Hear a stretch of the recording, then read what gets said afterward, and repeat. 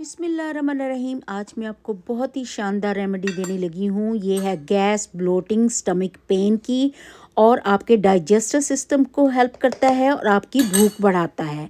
Let's get started. सबसे पहले मैंने क्या किया था, 3 टेबलस्पून मैंने इसके अंदर सफ़ेद ज़ीरे के लिए थे और आपने ऑलरेडी पैन को थोड़ा सा प्रीहीट कर लेना है। उसके बाद उसको भूनना है।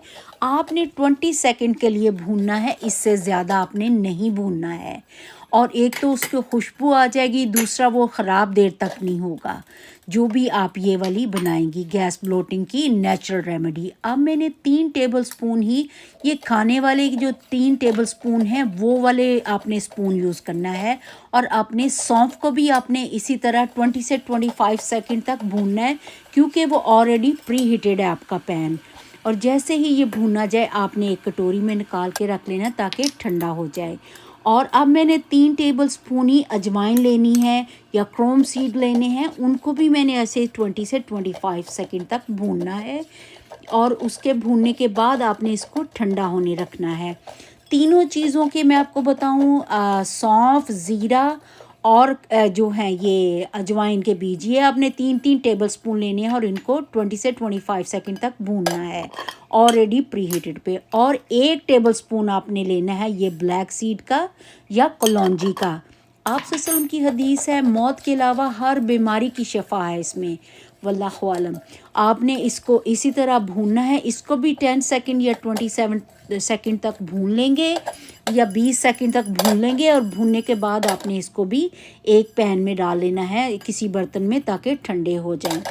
जैसे ही ये ठंडे हों तो आपने क्या करना है, इनको अलग अलग करके आपने पीसना है। चाहे तो मेरा ये जिसमें मैंने पीसना है ये छोटा है, अगर आपके पास बड़ा है तो आप एक साथ भी पीस सकते हैं। और मैं तो एक एक को अलग अलग पीसूँगी क्योंकि मेरे पास ये छोटे साइज़ का है। तो अब मैं एक एक चीज़ करके भूनूंगी। सबसे पहले मैं इसको ओपन करूँगी। ओपन करने के बाद इसके अंदर जो मैं डालूँगी वो होगी सौंफ। सौंफ सबसे पहले भूनूंगी और इसके बाद अब इसका पाउडर बनाना है, दरदरा सा बनाना है। अगर आपको पाउडर काइंड का चाहिए तो आप पाउडर काइंड का भी बना सकते हैं, लेकिन मुझे दरदरा ही चाहिए तो अब मैं इसको पीस रही हूँ। इसको पीसने के बाद मैं आपको दिखाती हूँ। और ये जो आप पीस लेंगे, और ये एक तो आपने भूना है, उसकी वजह से इसकी शेल्फ़ लाइफ बढ़ जाती है और ये ख़राब नहीं होता देर तक। और आपने अच्छी तरह से इन सारे बीजों को, चीज़ों को छान भी लेना है और चुन भी लेना है। तो यहाँ सारी चीज़ें साफ़ होती हैं, तो मैंने इसी तरह ही उसको कर लिया। अब इसके अंदर मैंने पहले ज़ीरे को किया है, अब मैं इसके अंदर डाल रही हूँ जो क्रोम सीड या अजवाइन के बीज, अब उनको भी मैं पीस लूँगी। इसी तरह सारों को एक एक करके आपने पीस लेना है और पीसने। और दूसरा मैं आपको सबसे, अब इसको देखें ये पिस गए हैं अच्छी तरह से, और इसको भी मैं निकाल लूँगी। सारों को इसी तरह आपने निकाल लेना है। अब ये देखें ये भी मैंने पीस लिया। अब इसके बाद जो है वो मैं सौंफ पीसी थी और ज़ीरा पीसा था, और अब मैं अजवाइन पीस रही हूँ या, और उसको तीनों को पीस लेना है। और जो सबसे आखिर में मैंने ये पीसा गया है, देखें कितना शानदार। आई थिंक सो वो ज़ीरा था। और अब ये मैंने क्रोम सीड या अजवाइन पीसी है और उसको भी डालूंगी। सौंफ, अजवाइन और ज़ीरा, ये तीनों को पीस लिया है। और अब सबसे इम्पॉर्टेंट जो कि है कलौंजी, उसको मैं पीस लूँगी। चारों को अच्छी तरह से पीस लें। और अगर तो, और मुझे थोड़ा ब्लड प्रेशर है तो मैं इसके अंदर नमक नहीं शामिल करती। अगर किसी को ब्लड प्रेशर नहीं है तो वो थोड़ा सा इसमें ½ टीस्पून काला नमक भी ऐड कर सकते हैं।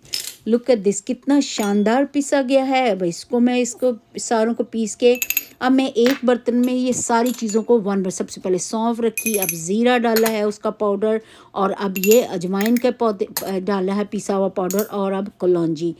और अब इन सारों को अच्छी तरह से मिक्स कर लेंगे। और मिक्स करने के बाद जिस जार में आपने भरना है उसको धोया हुआ, स्टरलाइज किया हुआ, साफ़ सुथरा रखना चाहिए। उसमें कोई पानी कतरा भी ना हो, अच्छी तरह से सूखे हुए में आप डाल के तो आप इसको अपने लिए स्टोर कर लें।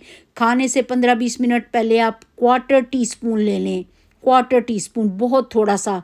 अगर आपको वो मुश्किल है, आप बाज़ार से कैप्सूल मिलते हैं, आप कैप्सूल में भर लें और एक कैप्सूल आप सुबह खा लें और एक कैप्सूल शाम खा लें और बीच में 1-2 दिन नागा कर लें। इंशाल्लाह आपकी गैस, ब्लोटिंग और एपेटाइट सारा कुछ बेटर हो जाएगा, इंक्रीज़ एपेटाइट हो जाएगी, डाइजेस्टिव सिस्टम में हेल्प करेगा। अगर वीडियो अच्छी लगी है तो अपनी दुआओं में याद रखिएगा और मिलते हैं किसी और रेमेडी में। अल्लाह हाफ़िज़ गाइस।